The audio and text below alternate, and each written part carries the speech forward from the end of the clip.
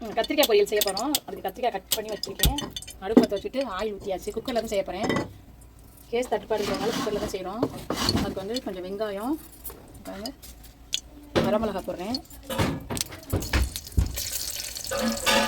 கொஞ்சம் கடுகு போடுறேன்.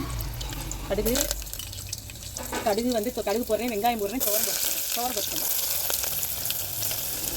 இந்த கத்திரிக்காய் பொரியல் வந்து அவ்வளோ டேஸ்ட்டாக இருக்கும். நம்ம வந்து புளிக்குழம்புக்கெல்லாம் போட்டுக்கலாம், ரொம்ப டேஸ்ட்டாக இருக்கும். ரசத்துக்கு போட்டுக்கலாம், புளிக்குழம்புக்கு தயிர் சாதம் நல்லா அரைச்சிக்கணும்.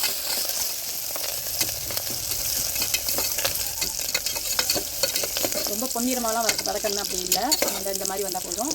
நம்ம அடுத்து கத்திரிக்காயை போட்டுக்கலாம். கத்திரிக்காய் கட் பண்ணி வச்சுருக்கேன்.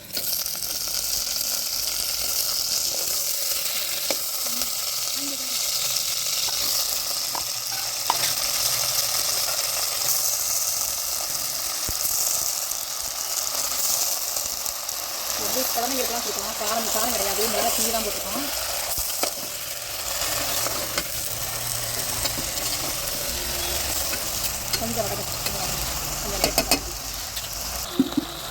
கொஞ்சம் வதங்கி வச்சு உப்பு போட்டுக்கலாம். உப்பு பார்த்து போட்டுக்கோங்க.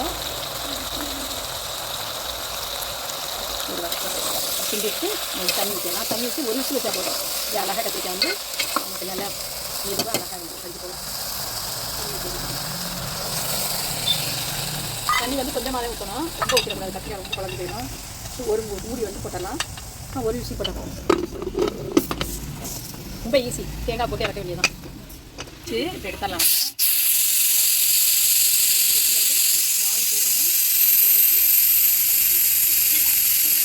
அழகாக வெந்துருச்சு.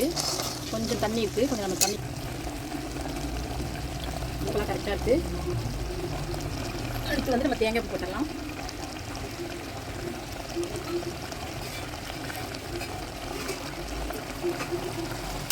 பாருங்கள், சூப்பரான கத்திரிக்காய் பொரியல் நமக்கு ரெடி ஆயிடுச்சு. இது நீங்கள் தயிர் சாதம், புளிக்குழம்பு, சாம்பார் சாதம், ரசத்துக்கு ரொம்ப டேஸ்ட்டாக இருக்குங்க. குழந்தைங்கள்லாம் ரொம்ப சாதத்தில் பிசைஞ்சே சாப்பிட்லாம். ரொம்ப டேஸ்ட்டாக இருக்கும். இந்த மாதிரி நீங்கள் செஞ்சு பாருங்கள், ரொம்ப நல்லாயிருக்கும்.